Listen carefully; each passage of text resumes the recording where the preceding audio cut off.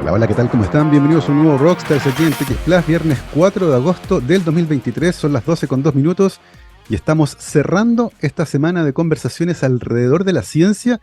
Yo estoy con Guayabera, porque hoy día van a ser 26 grados Celsius y muchos dirán, oh, qué rico tener un día tibio en pleno invierno y la verdad no es un día tibio en pleno invierno, estamos viendo una ola de calor sin precedentes en esta parte del mundo, lo que es bastante complejo. De hecho hay unas imágenes satelitales muy buenas que muestran cómo se redujo la cobertura de nieve en la cordillera en cosa de días, debido justamente a esta alza de la temperatura, lo que viene de la mano con otros fenómenos muy curiosos como el Niño que llegó con fuerza y que prometió muchas lluvias, pero que todavía aparentemente está al debe. Y es un tema de conversación tremendamente importante en un país como el nuestro, donde, por ejemplo, la producción agrícola es tremendamente importante, pero donde estamos viviendo una crisis hídrica que a esta altura es estructural, que ha durado algo así como 16 años, que nos tiene con lluvias mucho más bajos que lo normal, y eso genera un montón de problemas distintos.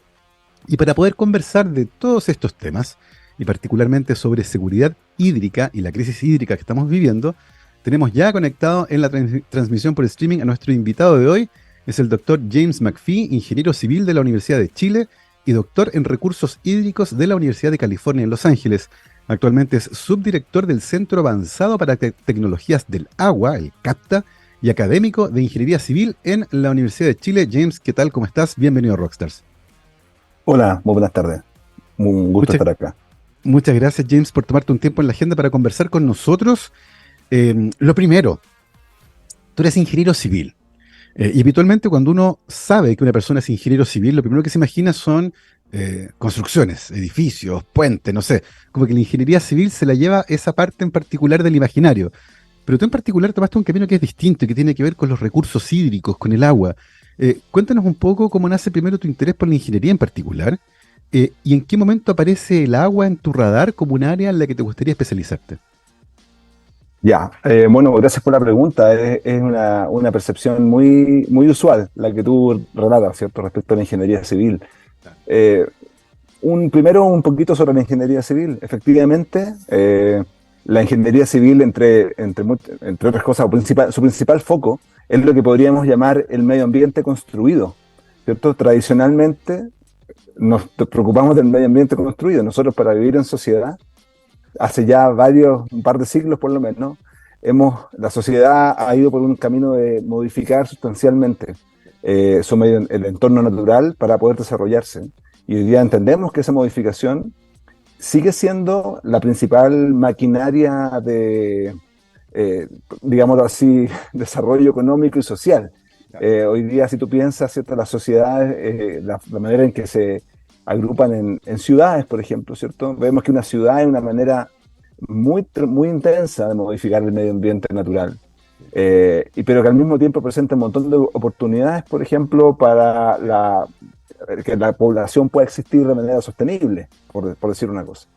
Pero evidentemente desde hace muchas décadas ya se entiende que esta modificación del medio natural tiene que ir de la mano y simultánea con la protección y la conservación y preservación o sea, del medio natural, de la naturaleza.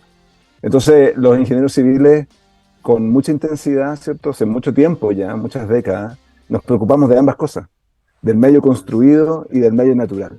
Necesitamos, ¿cierto?, desarrollar ambos medios de manera armónica. Entonces, ahora, en lo personal, ¿cómo llego yo a donde estoy hoy día? Probablemente muchos muchachos y muchachas de tercero y cuarto medio a lo mejor se van a sentir identificados con lo que voy a decir a continuación. Yo cuando estaba en enseñanza media lo que sabía era que me gustaban las matemáticas, y que era bueno para las matemáticas, ¿cierto?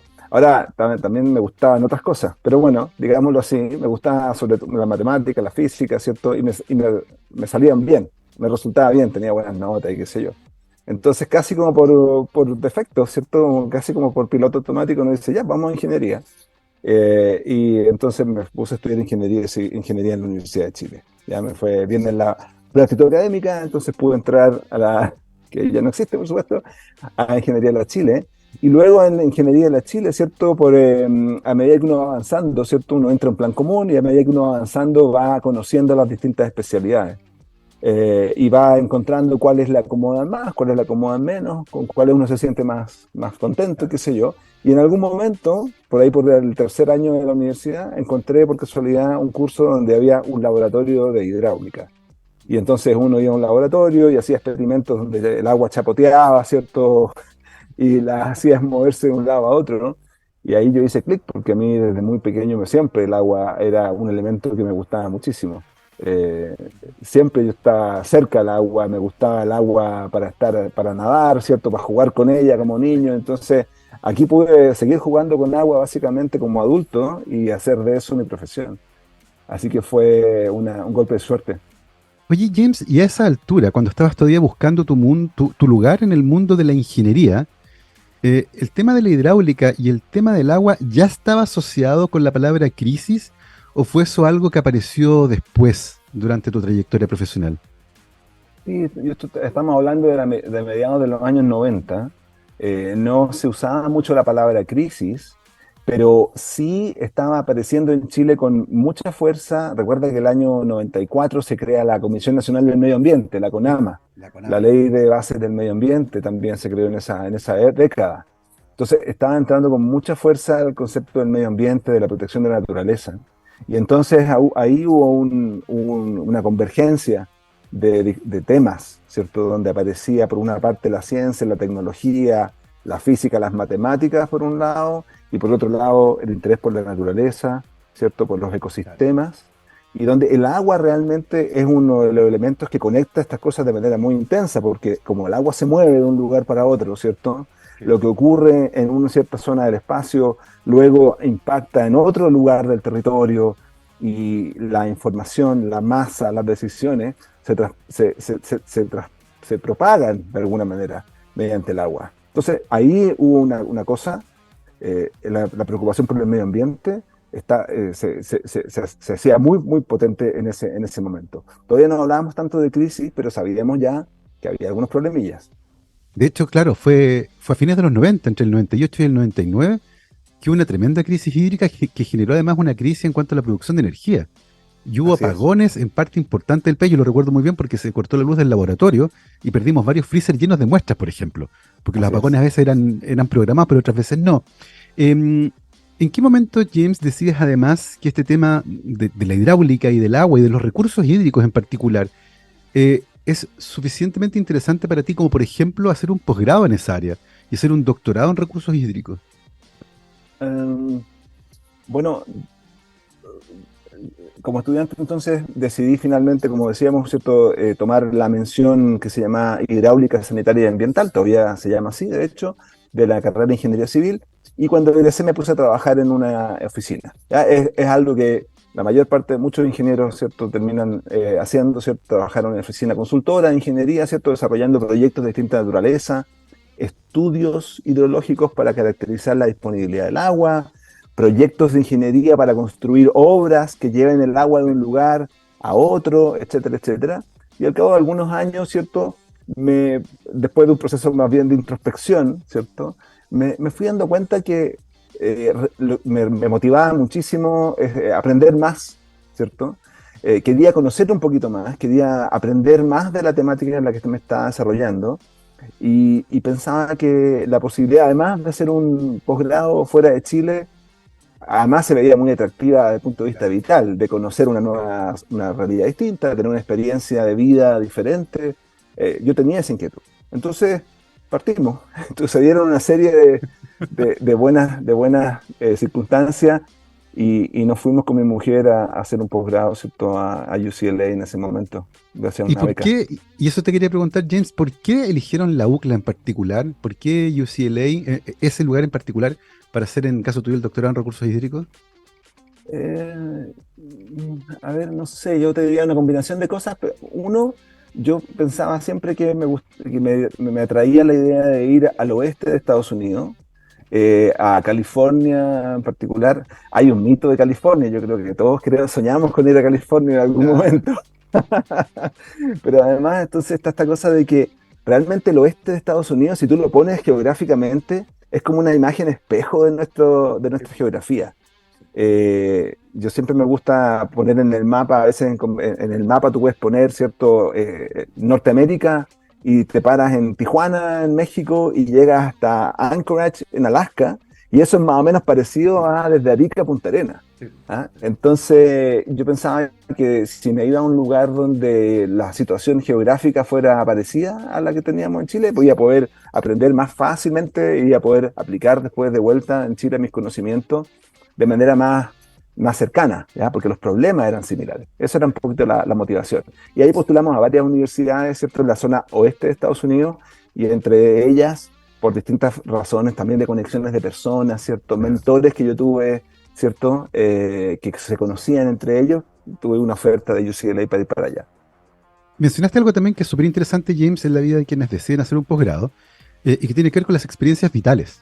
Uno no va sencillamente a estudiar un lugar, va a vivir ese lugar.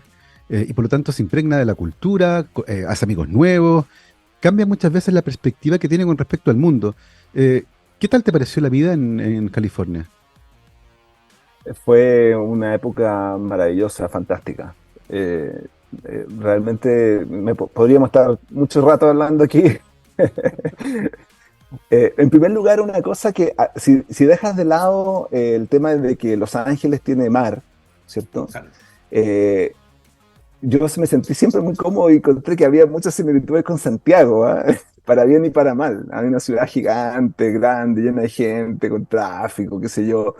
Eh, no sé, me sentí me sentí cómodo inmediatamente en Los Ángeles. Por supuesto, es una ciudad increíble, llena de oportunidades, llena de alternativas distintas para vivir cosas diferentes, Claro. llena de distintas nacionalidades, grupos, ciertos espacios naturales también, si uno le gusta estar afuera, ¿cierto? Ir a la playa o ir a un cerro, hacer caminata, andar en bicicleta. Eh, no sé, con mi mujer nos gustaba mucho ir al cine, nos mandábamos unos programas dobles, programas triples en el cine, en unos cines antiguos, clásicos, fabuloso, no sé, fue súper bueno como experiencia vital. Y conocí mucha gente, conocimos muchas personas, siempre hay comunidades también que se van agrupando, pero nosotros también también quisimos conocer gente que no fuera necesariamente latinos o chilenos, ¿cierto? Y nos hicimos de muchos amigos de distintas partes del mundo y fue súper enriquecedor, súper bonito. Y con amigos que conservamos hasta el día de hoy, después de 20 y tantos años. Claro. Como pez en el agua, entonces en Los Ángeles. Y es interesante esto de las experiencias vitales, porque ciertamente, y es la experiencia de nuestras invitadas e invitados en este programa, cuando van a un lugar se impregnan de la cultura, de la comida, hacen amigos nuevos, no solo, no todos estudios, ¿cierto? Pero eso nos lleva de vuelta al centro del asunto. Durante el doctorado, uno enfrenta una pregunta sin respuesta. Uno resuelve o intenta resolver un problema. Esa es la gran gracia del entrenamiento doctoral. En tu caso, James, ¿en qué problema, desde el punto de vista del agua, te metiste allá en la UCLA?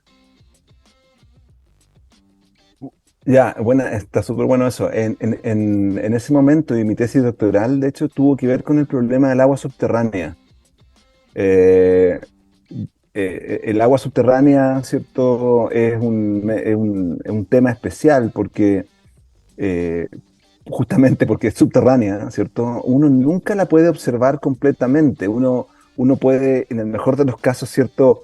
De alguna manera, no sé cuál es la mejor analogía, pero uno perfora, ¿cierto?, un pozo de observación en un acuífero y sabe lo que pasa en ese pozo de observación, pero lo que ocurre ahí, en ese lugar, a 100 o 200 metros de profundidad, es resultado de de un conjunto de procesos que están ocurriendo en cientos o miles de kilómetros cuadrados a la redonda, o cientos de kilómetros a la redonda.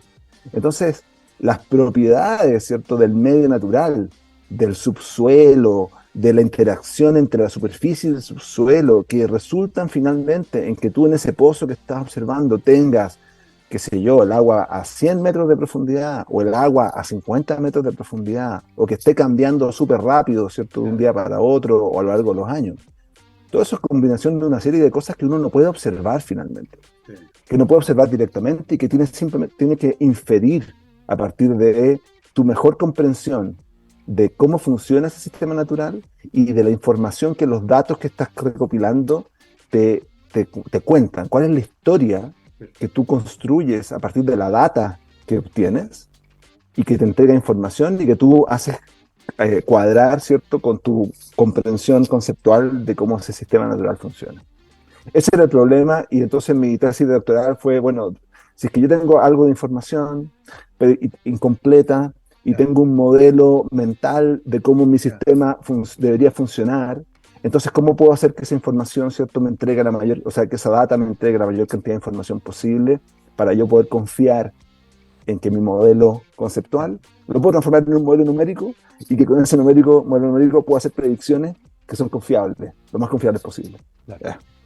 Oye, James, y en ese sentido, ¿qué factores son los que más ensucian una producción con respecto a cómo se mueve el agua subterránea?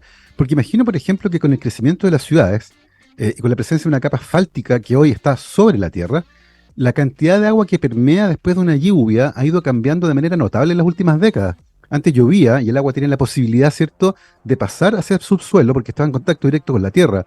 Pero hoy, particularmente en las grandes ciudades, eso no ocurre. Hay una capa, ¿cierto?, de asfalto, hay edificios, y que bloquean de alguna manera cómo el agua penetra, ¿cierto?, en las capas más subterráneas. ¿Cómo en el fondo el desarrollo humano ha impactado en la cantidad de agua subterránea que hoy día tenemos? Ya, buenísima la pregunta. A todo esto, estoy teniendo un poquito de problema de conectividad, no sé, de repente se pega un poquito, no sé si soy yo pero bueno, no importa. Vamos bien, vamos bien. La pregunta es excelente y depende también, bueno, déjame ver. Efectivamente, el desarrollo humano y el desarrollo de las ciudades, ¿cierto? El reemplazo de áreas que son naturales por áreas urbanizadas donde se impermeabilizan los suelos, tiene un impacto, ¿cierto?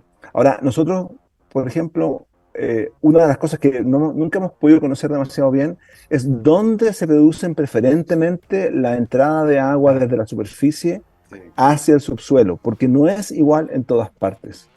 Y tenemos que pensar, ¿cierto? Por ejemplo, que si empezamos en Santiago, donde en el centro de Santiago precipitan, qué sé yo, en promedio 300 milímetros, pero en Farellones precipitan en promedio 700 milímetros, ¿dónde hay diferencias? Hay un aporte mayor, ¿cierto? En las zonas cordilleranas, probablemente, pero no sabemos exactamente bien dónde y cuándo se producen. Si piensas, por ejemplo, en una lluvia, ¿cierto?, que dura 2 días y que es muy intensa, ¿cierto?, que moja mucho los suelos, ¿cierto?, hay una cierta recarga. Pero si piensas, por ejemplo, en un manto de nieve, tú estás hablando, ¿cierto?, de esta nieve que se está desapareciendo muy rápidamente en las últimas 2 semanas.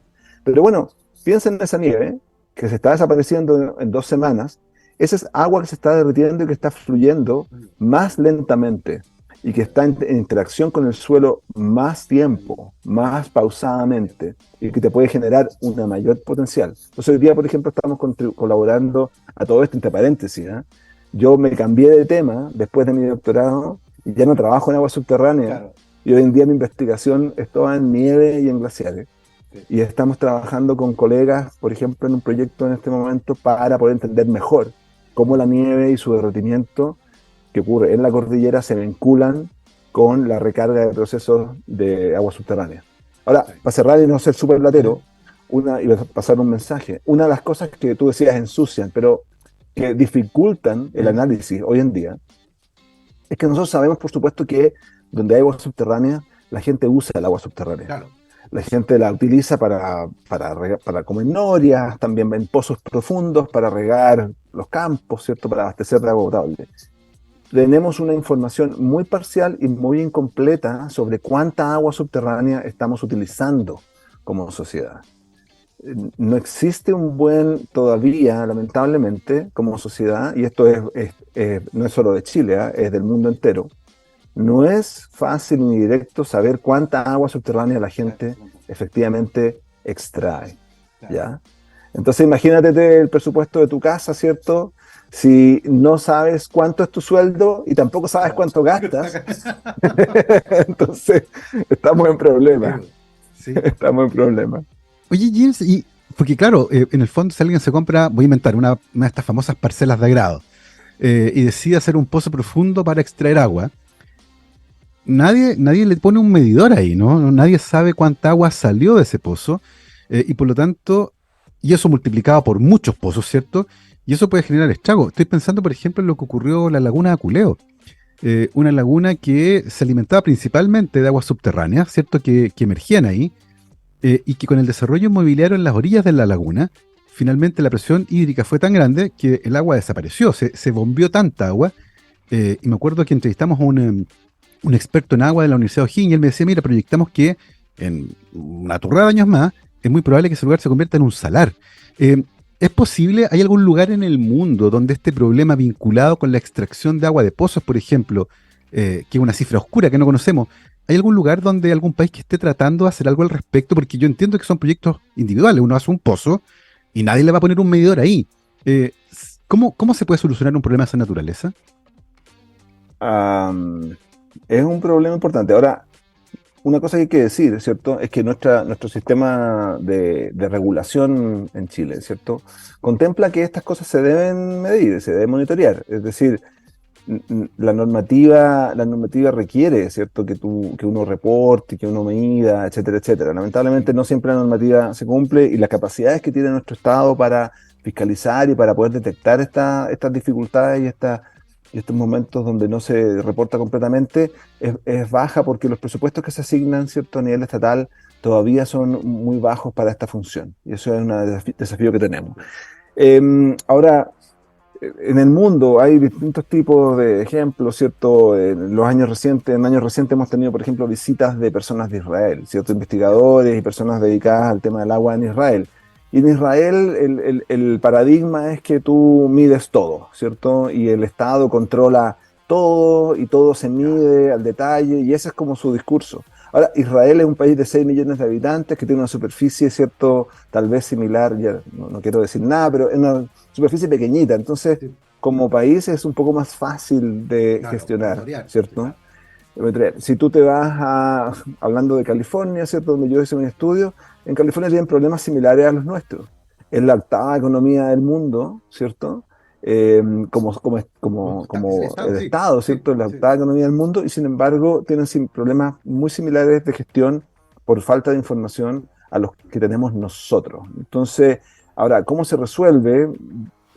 No hay tal vez una bala de plata, no hay una receta única, pero definitivamente en este tipo de situaciones la cooperación entre distintos actores, la capacidad de articular, de juntarse, de identificar las dificultades y los problemas, es un camino adecuado de solución versus una cosa que está fragmentada, donde nadie sabe nada, ¿cierto? Y donde todo funciona de manera como muy legalística, ¿cierto? Por decretos y Claro. leyes que van para allá y para acá, pero al final tú tienes que lograr que la gente, ¿cierto?, se ponga de acuerdo. Sí, que eso es probablemente de las cosas más complejas que tiene que hacer el Estado, de organizar el uso de un recurso, además, como decías tú, con muy pocos datos, porque no podemos llenar el país de pozos para saber dónde hay agua, ¿cierto? En ese sentido, James, alguien que no trabaja en esa área, ¿cierto? Pero que piensa, por ejemplo, en los desarrollos tecnológicos de otras áreas, uno podría decir, ¿cómo no hemos desarrollado todavía tecnología que permita con una sonda, por ejemplo, determinar dónde y cuánta agua subterránea hay? ¿Qué tan difícil es hacer esa determinación sin tener que hacer un pozo? ¿Es una tecnología que hoy es posible desarrollar? ¿O la verdad es que estamos chocando ahí con un muro que es insondiable? Eh, Ok, con la salvedad de que yo hace rato que estoy trabajando en otras Sí, cosas, pero lo que sí conozco es que, bueno, tú puedes hacer algunas prospecciones y hoy día se usa mucho tecnología de penetración de radar, por ejemplo, en el subsuelo, para identificar formaciones, ¿cierto? Presencia o no presencia de agua.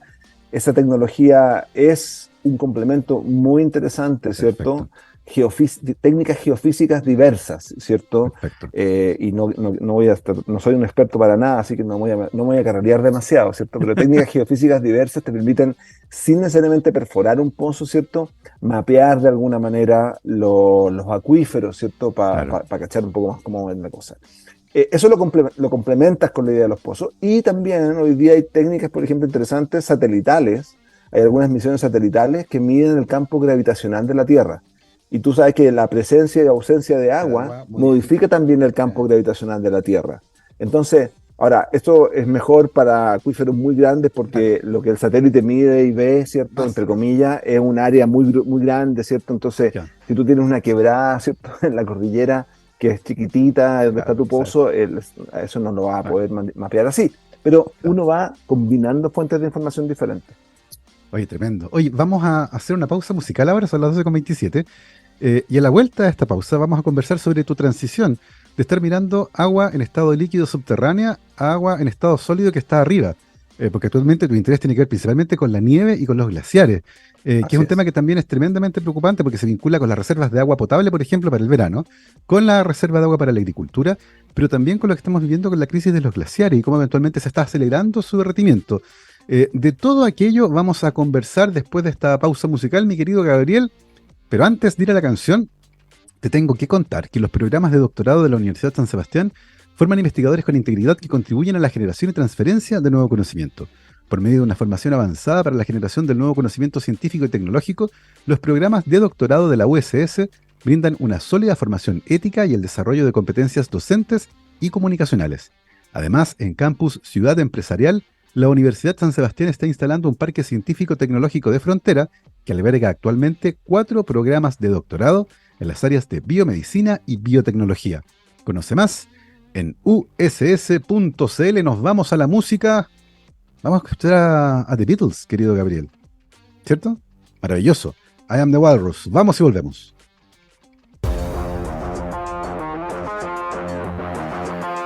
12:33, estamos de vuelta aquí en Rockstars de TX Plus, programa de día 4 de agosto del 2023.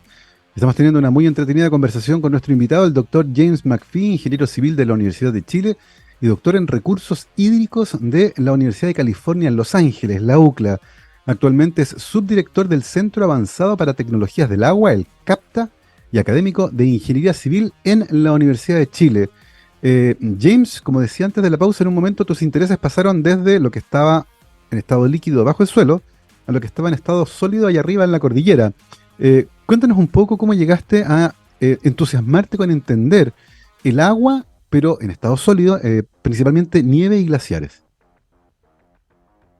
No sé si tengo una historia súper concreta al respecto, pero cuando terminé mi doctorado y en el proceso en que me estaba volviendo a Chile, ¿cierto?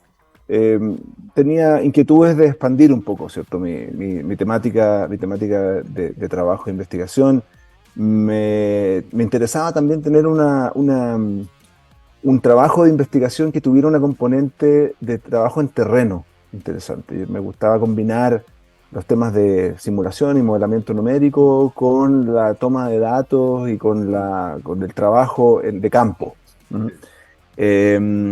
Y también, bueno, llegando de vuelta a Chile, por ahí por el 2006, ¿cierto? Una cosa así, también uno puede constatar, ¿cierto?, que la cordillera es un elemento tremendamente relevante del paisaje, un elemento tremendamente relevante del ciclo hidrológico, ¿cierto? Claro. Por su capacidad para acumular agua, ¿cierto? Para regular la hidrología. Y ya tenía alguna exposición al tema porque había compartido oficina con un compañero en UCLA que se dedicaba efectivamente a temas de nieve. Y siempre yo miraba sobre el hombro de mi compañero de oficina, miraba sus papers y las figuras que él hacía, lo encontraba súper entretenido, ¿cierto? Y las cosas que estaba haciendo. Así que tenía como un bichito ahí. Así que nada, dije, bueno, vamos a ver cómo funciona esto y me puse a trabajar en ese tema. James, cuando yo era chico, y uno miraba en invierno la cordillera, invariablemente estaba nevada. Y estaba nevada hasta abajo. O sea, era el paisaje, ¿cierto?, que uno recuerda de esos cuadros antiguos del siglo XIX cuando pintaban Santiago rural, ¿cierto?, con la cordillera nevada. Pero hoy el panorama es muy distinto y desde hace bastante tiempo que el panorama es distinto. De hecho, recuerdo, por ejemplo, que temporadas de esquí, el deporte invernal, ¿cierto?, han fracasado completamente porque no hay nieve. Algo similar a lo que ocurrió en Europa en el último invierno. Em, con respecto al estado de la nieve que habitualmente tenía nuestra cordillera, particularmente en la zona central, ¿cómo ha sido la evolución en el último tiempo? ¿Hemos visto efectivamente una disminución en la cobertura de nieve en la cordillera, por ejemplo, en los últimos años? Buena la pregunta. Han pasado un par de cosas que yo creo que son importantes de entender y de dimensionar de manera distinta, creo yo. Uno, si tomamos efectivamente nuestros recuerdos infantiles vienen de una época y de un par de décadas, ¿cierto? Algo así, donde el clima de Chile central fue particularmente húmedo. Eh, Hay una serie de fenómenos climáticos que se vinculan con esto, entre ellos, ¿cierto? El fenómeno del Niño, ¿cierto? El ENSO, pero también otros como la oscilación decadal del Pacífico, que los climatólogos pueden explicar mejor qué significa, pero que cambia y que oscila un poco más lentamente. Y hay evidencia al menos empírica de que esos fenómenos de largo aliento incidieron en que tú y yo, cuando éramos jóvenes, ¿cierto? Tuviéramos unos inviernos bien lluviosos, bien húmedos, ¿ya? Entonces, eso ha ido cambiando y se han combinado se han combinado al menos tres elementos probablemente, ¿cierto? Un elemento que es que la variabilidad, ¿cierto?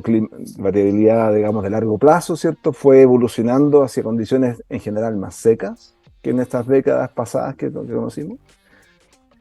En segundo lugar, que apareció el año 2010 un evento que todavía no termina, que es un evento extremo de sequía, que es la mega sequía de Chile Central, que empezó en 2010 y que probablemente todavía no ha terminado. Y en tercer lugar, el cambio climático global, calentamiento global, ¿cierto? Que ya se ha estado manifestando de maneras diferentes. Entonces hay una combinación de factores que inciden sobre, por ejemplo, cuánta precipitación tenemos. La sequía ha sido tremendamente importante en reducir las precipitaciones anuales y por supuesto eso te incide sobre la cantidad de nieve que hay en la cordillera. Pero la otra cosa que hemos ido perdiendo es el frío. Sí. Hemos ido perdiendo el frío. Y este año como pocas veces hemos visto ese fenómeno, ¿cierto?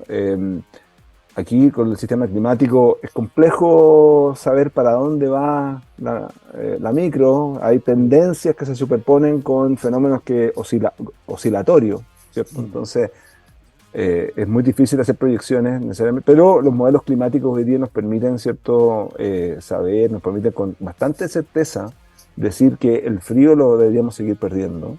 Tal vez el próximo año, 2024, no sea, ¿cierto? No estemos con Guayabera el 4 de agosto, pero no sabemos exactamente. Pero sabemos que sí, que el mundo en promedio va a seguir siendo y va a ir siendo cada vez más cálido. Y eso sí incide, porque aunque precipite, ¿cierto? Con precipitaciones con temperaturas más altas, ¿cierto? Eso incide que una mayor fracción de la precipitación caiga en forma líquida y no en forma sólida, y no quede acumulada en la cordillera. Oye, James, y como un investigador formado en recursos hídricos y que se ha especializado en nieve y glaciares, hoy por hoy, ¿cuáles son tus principales preguntas de investigación? Ya, buena. Yo te diría lo siguiente. Mi principal pregunta de investigación hoy día es que, como tú decías al principio, uno mira hacia la cordillera y ve si está nevada o no está nevada, ¿cierto? Sin embargo, esa visión que tenemos, esa constatación visual de que hay o no hay nieve, no nos permite necesariamente decir cuánta nieve hay. Es decir, donde yo estoy viendo nevado, no sé, por supuesto, ¿cierto? Si que la capa nevada es de 20 centímetros o es de 2 metros. De hecho, uno puede mostrar, ¿cierto?, que después de los 25 centímetros de profundidad, más o menos la nieve se ve igual. Es decir, una nieve de 25 centímetros y una nieve de 2 metros y medio de profundidad se ve más o menos igual, ¿ya? A simple vista. Entonces, ahora, la nieve se distribuye de manera en la montaña de manera muy disimilar, ¿cierto? Hay lugares donde la nieve es muy profunda, donde la nieve es muy poco profunda. Y tener ese mapeo detallado tiene impacto en después tú poder saber cuánto tiempo esa nieve va a permanecer sobre el terreno y cuánto tiempo o en cuánto tiempo se va a derretir. Qué tan rápido se derrita, qué tan lento se derrita, qué fracción de la nieve va a llegar efectivamente a los ríos y va a quedar disponible para que nosotros la podamos usar y todo lo demás, ¿cierto? Son preguntas donde para poder hacer predicciones confiables necesitamos un conocimiento un poco más detallado, ¿cierto? Que simplemente decir hay nieve o no hay nieve. Claro, nieve. ¿Ya? Y esa es una gran pregunta. ¿Cómo yo puedo caracterizar esa distribución de la nieve? ¿Qué tan profunda es? ¿Dónde está? En el cerro, está más arriba, está más abajo, está mirando hacia el sol, está mirando hacia la sombra, etcétera, etcétera, etcétera. Poder hacer predicciones para el próximo año, saber cuánta agua vamos a tener. Eso es una de las preguntas que uno puede hacer y se vinculan finalmente con este tema. A diferencia de lo que te pasó en el doctorado, donde el agua que te interesaba era invisible, ¿cierto? La que estaba subterránea.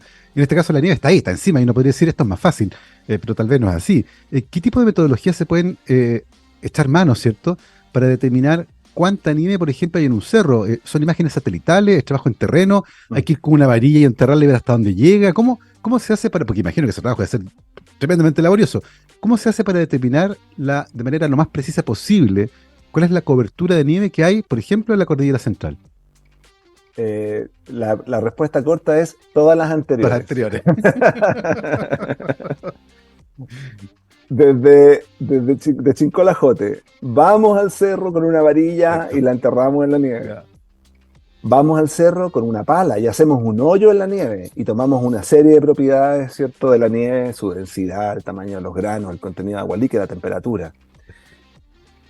Instalamos no solamente nosotros, sino que, por ejemplo, el Estado, ¿cierto?, a través del Ministerio de Obras Públicas, la Dirección General de Aguas, estaciones con sensores específicamente diseñados, ¿cierto?, para medir la profundidad de la nieve, el peso de la nieve, con transmisión satelital, con data loggers y todo lo demás, tener series de tiempo largas, ¿cierto?, para caracterizar en ese sitio. Y luego los satélites, que nos permiten, ¿cierto?, mapear a mucha mayor escala y con mayor cobertura espacial dónde hay nieve, dónde no hay nieve. Ahora, los satélites hoy día no nos permiten todavía demasiado bien, con demasiada confianza, saber lo que yo te decía al principio. No solamente si es que hay nieve o no hay Claro, nieve, ahí sino que claro. cuánta es la profundidad y cuánta agua hay contenida en esa nieve. Eso los satélites todavía no nos permiten hacerlo. Entonces, de Chincolajote, ¿cierto?, la varilla, La el pala. hoyo en la nieve, la estación meteorológica, el satélite, y todo eso lo metemos en modelos numéricos, matemáticos, que traducen, ¿cierto?, utilizando matemáticas y física, el conocimiento que tenemos como científicos de qué es lo que le pasa a la nieve una vez que la nieve cae sobre el Sí. terreno. Con eso logramos una predicción mejor. Oye, James, y con esa información yo, por ejemplo, si soy el Estado de Chile, ¿qué puedo hacer, por ejemplo? Porque claro, si un año llovió con la isoterma muy alta, hizo mucho calor en agosto, se derritió la nieve, y sé a partir de tus datos que la cobertura de nieve es extremadamente baja. ¿Esa información debería llegar al Estado? ¿Llega al Estado? ¿Qué cosas debería hacer el Estado con esa información? ¿Cómo fluye esa información desde que es captada y procesada, ¿cierto? Hasta que alguien toma una decisión al respecto? Bueno, hoy en día se toman decisiones y se levanta información. El Estado de Chile, a través de la Dirección General de Aguas, tiene una red de medición de nieves en la cordillera.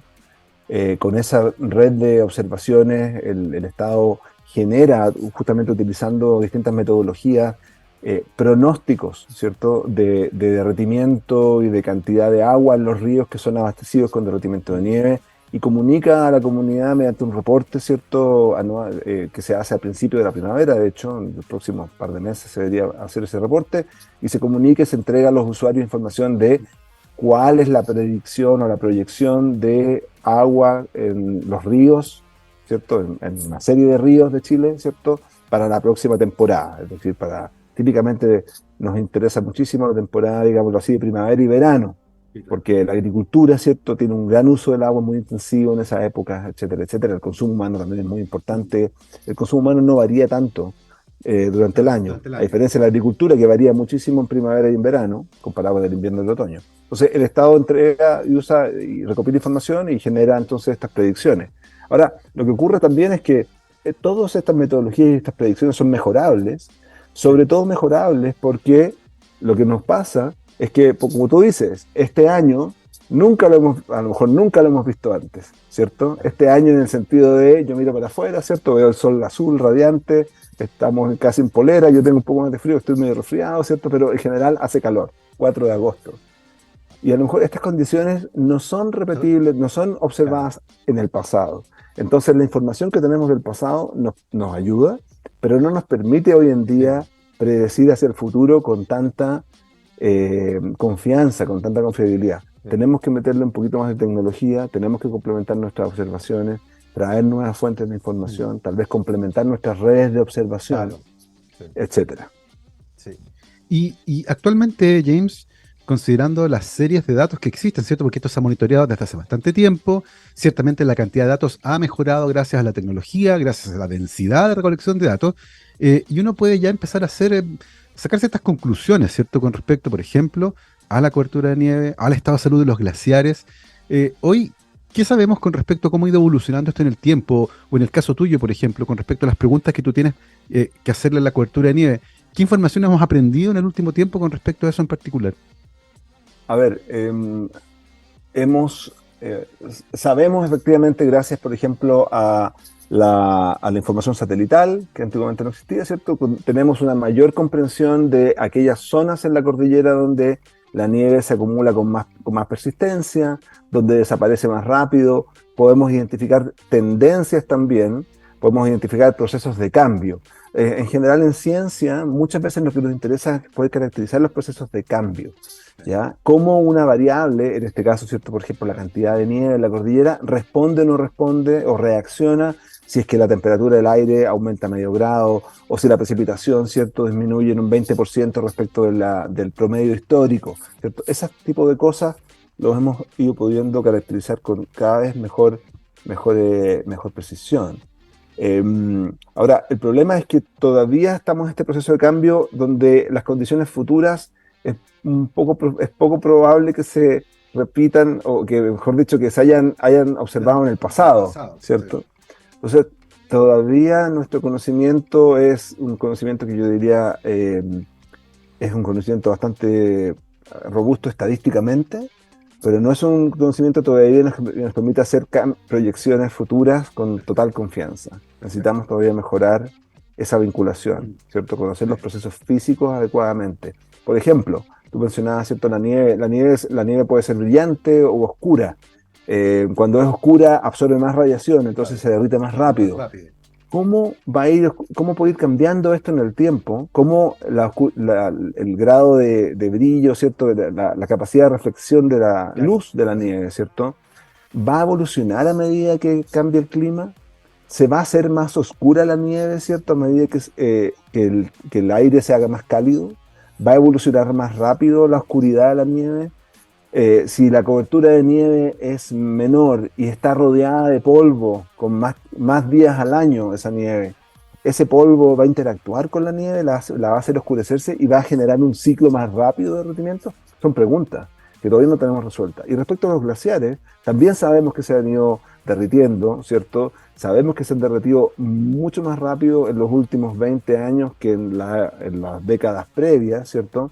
Pero no sabemos si es que esa tendencia de derretimiento, esa velocidad a la cual se han ido derritiendo los glaciares, es consecuencia sobre todo de la disminución de las precipitaciones o es consecuencia del aumento de las temperaturas. Todavía no podemos separar esos dos elementos de manera 100% confiable. Entonces eso es importante, porque si es que el día de mañana tenemos 2 décadas, por ejemplo, donde no son tan secas, donde se recuperan un poquito las precipitaciones, ¿qué va a pasar con los glaciares? ¿Van a seguir derritiéndose igualmente rápido que lo han hecho en los últimos 20 años? ¿O va a disminuir su velocidad de derretimiento un poquito? No sabemos realmente a ciencia cierta. Entonces esas son las preguntas que tenemos todavía por resolver, entre muchas otras. Sí, no, es tremendamente interesante. Y en ese sentido, pensando en el corto plazo, para un investigador que está interesado en estos temas como tú, James, cuando ves en agosto, ¿cierto?, estas altas temperaturas, la cobertura de nieve muy disminuida, ¿cuáles son las principales preocupaciones que afloran en el corto plazo, pensando en la temporada agrícola que viene ahora, en 2023-2024? La principal preocupación es que uno espera, ¿cierto?, que el derretimiento de la nieve empiece a producirse más bien hacia el mes de septiembre, ¿cierto? Y que entonces los caudales de los ríos aumenten más bien en esa época, ¿cierto? Y alcancen un máximo entre octubre, noviembre, diciembre, depende del río, ¿cierto?, de la cuenca. Y la preocupación es que hemos visto derretirse ese manto nival y hemos visto los caudales de los ríos bastante altos durante el mes de julio. Entonces, ya hemos estado perdiendo esa nieve, ya esa agua ha estado fluyendo por los ríos y la sincronía que la naturaleza nos ha permitido tener entre la existencia de agua en el río y el momento en que nosotros necesitamos usarla, esa sincronía este año la estamos viendo debilitarse. y los ríos están teniendo su caudal antes de que Sí. efectivamente todo el sector de uso del agua esté ya listo para usarla. Entonces, ahí tenemos una dificultad. Y James, ¿y hace alguna diferencia con respecto a este ciclo del agua en la nieve? ¿Que nieve sobre nieve o nieve sobre un cerro que está descubierto en el fondo? Nevó, subió la temperatura, se derritió esa nieve y vuelve a nevar después, pero ya no hay nieve. Cae nieve sobre las piedras, sobre las rocas. ¿Eso influye, por ejemplo, en la tasa de derretimiento de la nieve nueva? Mm, No tanto eso diría yo como, a ver, dos cosas, ¿cierto?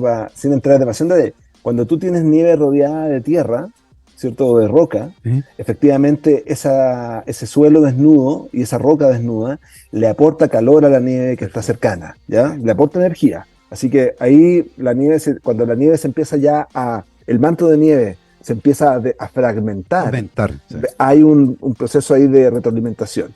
Pero lo que yo diría que es muy, muy relevante es que cuáles son las temperaturas del aire en los momentos inmediatamente posteriores a las nevadas. Si tú tienes una nevada, ¿cierto?, que está después seguida de días cálidos y despejados y todo lo demás, esa nieve entonces es nieve que se va a tender a derretir mucho más rápidamente que en el caso que tú tengas nieve, ¿cierto?, que cae y que está después de la nevada, te tocan varios días nublados, más frío y qué sé yo. Ahí la nieve, ¿cierto?, agarra frío Claro. en chileno, ¿cierto? Agarra frío y entonces aguanta un poco más, pero la nieve que cae y que está después no agarra frío, entre comillas, ¿cierto? Es una nieve que se va a derretir mucho más rápidamente. Es tremendamente interesante este tema porque tiene además ramificaciones súper importantes con lo que tiene que ver, por ejemplo, con la disponibilidad de agua para consumo humano, con la disponibilidad de agua para la agricultura, pero queda muy claro que necesitamos más datos. Eh, Algunos que se van a obtener en el tiempo, así que no hay cómo apurarlos, pero otros que probablemente dependen también de infraestructura. Hoy por hoy, James, ¿hay alguna área que haya que reforzar para tener mejores datos con respecto a la cobertura de nieve y a la salud de los glaciares? Yo diría, sí, a ver, hay varios frentes. Uno, ¿cierto? Incorporar de manera más robusta, ¿cierto? La información que los satélites nos permiten dar. Eso es una oportunidad que está ahí, ¿cierto? Muy presente y que tenemos que ser capaces de usarlo.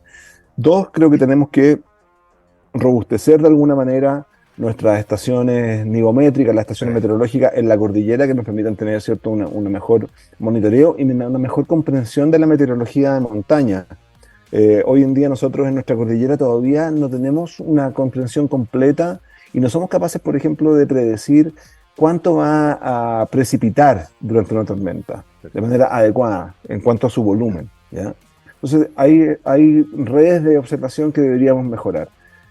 La información satelital la tenemos disponible, tenemos que ser capaces de utilizarla de manera Claro. más inteligente y eso pasa también por una capacidad de modelamiento, una capacidad de modelamiento numérico, utilizar los recursos computacionales que tenemos hoy día disponibles, por ejemplo, en Chile, donde hay un laboratorio nacional de computación de alto rendimiento, Sí. hay una capacidad de cálculo cada vez más interesante para usar para estas cosas. Y finalmente lo que yo te diría es que también necesitamos mejorar en nuestra capacidad de colaboración. De manera que la información que se levanta por autores privados y públicos pueda tributar, ¿cierto? Y converger a unas bases de datos un poco más robustas, más amplias, ¿cierto? Con un mayor nivel de confiabilidad y legitimidad social, para que toda esa información que se esté levantando, ¿cierto?, quede disponible para hacer mejor ciencia y mejor conocimiento. Tremendamente interesante, es un tema que yo creo que con el paso del tiempo va a ser aún más urgente porque va a tener un impacto probablemente más importante en todas las áreas que tú mencionaste, James.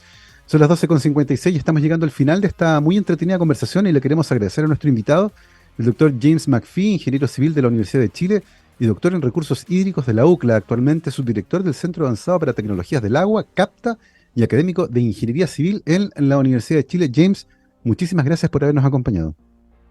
Gracias a ustedes por la invitación, siempre un placer hablar de las cosas que a uno le gustan y una invitación todo a los jóvenes, sobre todo a los jóvenes que están en tercero y cuarto medio, que se motiven, ¿cierto? Que se motiven por la ciencia, que se motiven por la naturaleza, la protección del medio ambiente, pero también por eso, por la ciencia, por el conocimiento. Es muy, Apostamos muy también a lo necesario. mismo desde esta radio. Muchísimas gracias, James. Nos vamos con efeméride. Un 4 de agosto, pero de 1901, nació Pops.